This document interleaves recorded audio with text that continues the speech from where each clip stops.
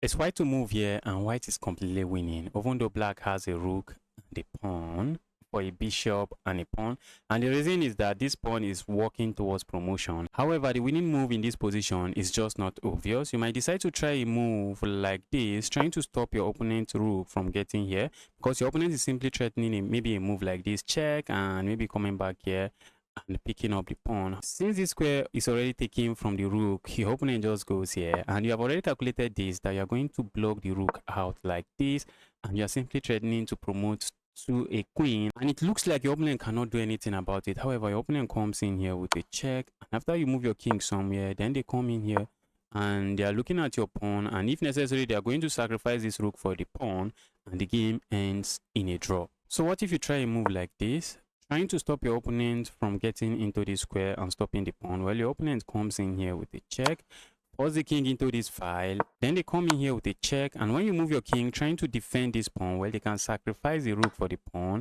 and you have a bishop and a king, and the game would end in a draw. So the winning move in this position is the brilliant bishop sacrifice on d6. A bishop sacrifice your opponent cannot accept, because if you accept the sacrifice, you simply promote to a queen on the next move. But your opponent has two tricks up their sleeve.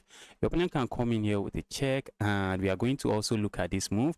Let's say your opponent comes in here with a check, and you have to be careful where you move your king. Moving the king here is just a blunder, because your opponent comes in here and they win the pawn, and your king is cut off from the board, and the black should be the one winning the game.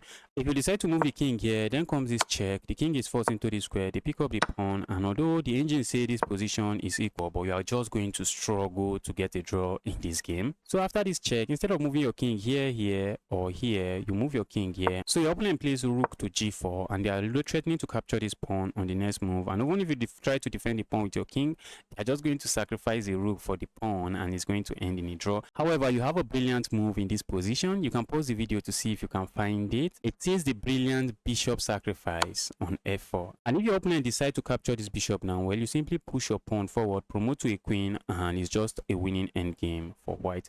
What if your opponent just moved their king away? Then you come in here, interfering with the rook's vision of this square, and you are just going to promote to a queen, and it's just a completely winning endgame. So instead of coming here with a check, what if your opponent comes here with a check? It becomes really tricky now, because your opponent is just trying to force your king away from this file, and regardless of which square you move into, the rook is just going to come over to this square and just pick up the pawn, and you are just going to struggle to get the draw in the game. And in this position, instead of moving your king again, you surprise your opponent with this stunning bishop sacrifice on h2.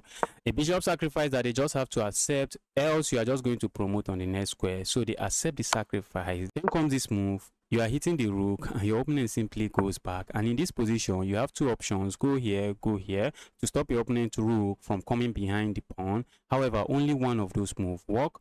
If you try to play a move like this, your opponent just comes here with a rook, and the position is just completely a draw now, because if you promote to a queen, your opponent comes here with a check, you are forced to give up the queen, and after the trade, the game just ends in a draw. So you move your king to f2, then comes this check, and if you go down, your opponent comes in with a check. If you go up, your opponent comes in with a check, and if you decide to keep repeating that way, the game is just going to end in a threefold repetition. So in this position, you step up, they come here with a check, your king steps up again, they come here with a check, your king steps up again, they come here with a check, and notice something: in this position your king can't step into any of these square, because your opponent can simply go back and just go behind the king or behind the pawn and sacrifice itself for the pawn, and the game ends in a draw. So you go up, your opponent gives a check here, and here you might be tempted to go up again, but that just completely gives up the advantage, because if you play a move like this, your opponent comes in here, pin the pawn to the king, and they just sacrifice the rook for the pawn, and the game just ends in a draw. So in this position, instead of stepping forward again, you just go down,